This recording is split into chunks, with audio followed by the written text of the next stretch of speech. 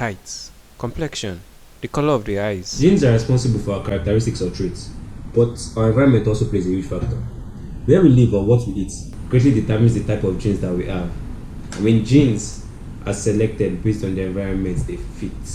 It's the land of the tall and dark. That's the first thing you're gonna see when you first come to South Sudan. They're extremely slim and tall, almost all of them, with both men and women averaging well over 6 feet tall. One biological theory states that in tropical climates, animals tend to have longer limbs to allow them to sweat more and not overheat. Since humans also adapt to their climate, that's exactly what the Dinkas have done to evolve as the tallest human race this planet has ever seen. Charles Darwin has told us that genes are selected based on the environment they fit, and that's the whole summary of evolution. As why we evolved from ape-like creatures jumping on trees to Homo sapiens that are walking erect today. But what are genes? You see, the DNA is a long molecular code in each cell of the body that is responsible for producing the structures in the body from our bones to our saliva. If the DNA is like the manual of the body, of the cells of the body, they are packaged into chapters called chromosomes. Everybody has 46 chromosomes, 23 from either parents. And in this long DNA sequence of different chromosomes, a short sequence on it that is responsible for producing a particular protein or a groups of protein that reflects a particular traits. For example, melanin, that is responsible for the colors of our hair, our eyes, and our skin, can be called a gene. If our environment select only the best genes, why do we still have bad genes lying around? Well, two reasons. Firstly, everybody has 2 copies of every gene. We receive one from either parents, and usually we express only the good ones. So certain bad genes can jump several generations, only expressed when a child receives both of the bad genes from both parents. We call these recessive genes. But also, certain genes that might look unfavorable in certain environments might actually pose great advantage in other environments. For example, sickle cell. Sickle cell disease is a genetic condition that makes your usually donut-shaped red blood cells turn to look like the farm tool, the sickle. This happens because hemoglobin, the thing that helps our red blood cells carry oxygen, isn't formed properly. These sickle cells die much quicker than normal red blood cells and can lead to low blood counts. The sickled cells can also clog blood vessels and cause heart attacks and stroke. With the disease as terrible as it is, one would think that it would have been selected out of humanity. But there seems to be a benefit that having sickle cell disease gives. Areas in sub-Saharan Africa, the Mediterranean basin, the Middle East, and India is where most people with sickle cell disease can be found. So how is being a sickle cell carrier beneficial? To have the disorder, you have to have 2 copies of the faulty allele, which is a recessive allele. People who have 1 copy of the recessive allele are carriers.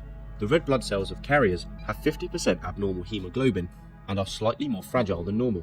If these 2 sickle cell carrier parents have offspring, they can have children with the disorder. Children who are also carriers, or children who are completely unaffected. Having the sickle cell allele actually protects you against malaria. The malarial parasite is transmitted by female mosquitoes, which spend part of its life cycle inside red blood cells. When these parasites enter the fragile red blood cells of carriers, the cells often burst before the parasite has time to develop. This means the parasite dies, and the life cycle is broken. Over time, the environment also changes, and some genes that might have been favorable before now become bad. For example, in the history of human evolution, when food was scarce, the human body adapted to make use of the little food that we had access to. But nowadays, with the abundance of food everywhere, we kind of find it difficult to process all this food that will chunk down our throat. So now we are predisposed to many diet-related diseases, like diabetes and obesity. Every time you eat, your food is converted into glucose, which is your blood sugar.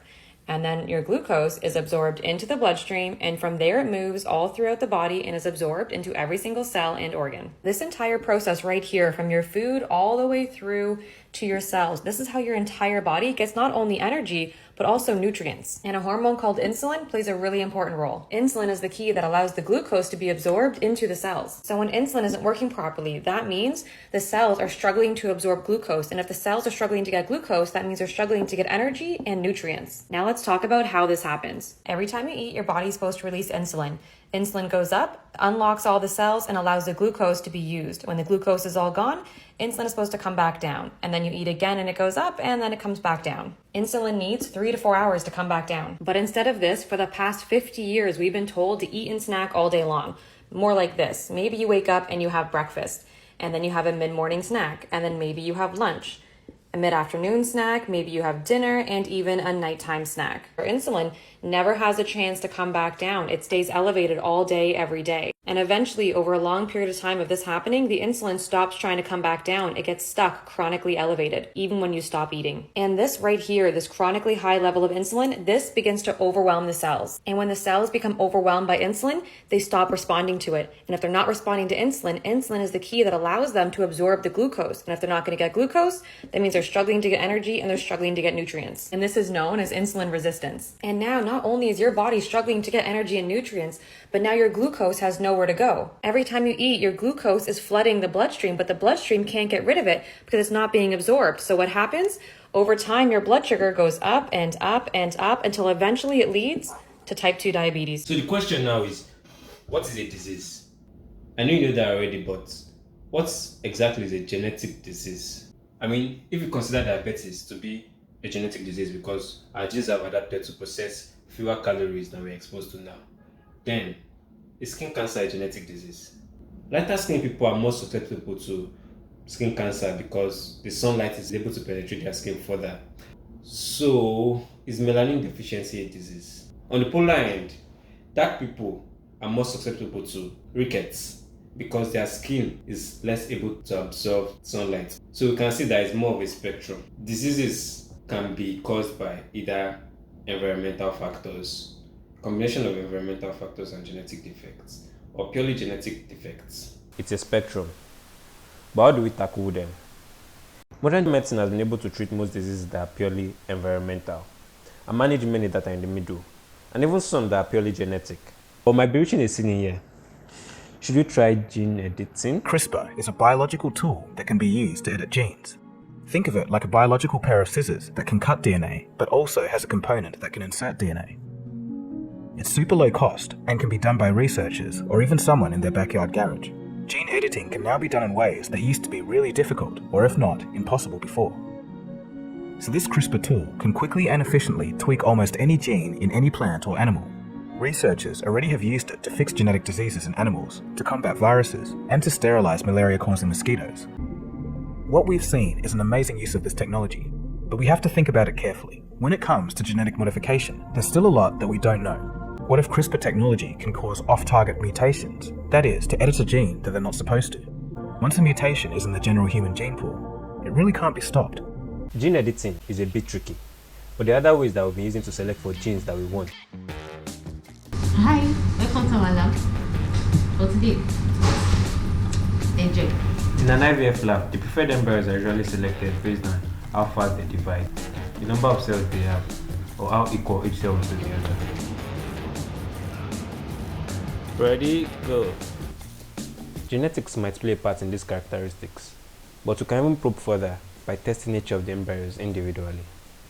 We call this PGT, or pre-implantation genetic testing. With PGT, we can check for bad mutations like cystic fibrosis or sickle cell. We can even check for genes that might predispose an individual to diseases like type 2 diabetes, cancer, or obesity. With this technology, we can even still do more. We can change the color of our eyes. We might be able to increase our intelligence. But here is the danger. Where do we stop?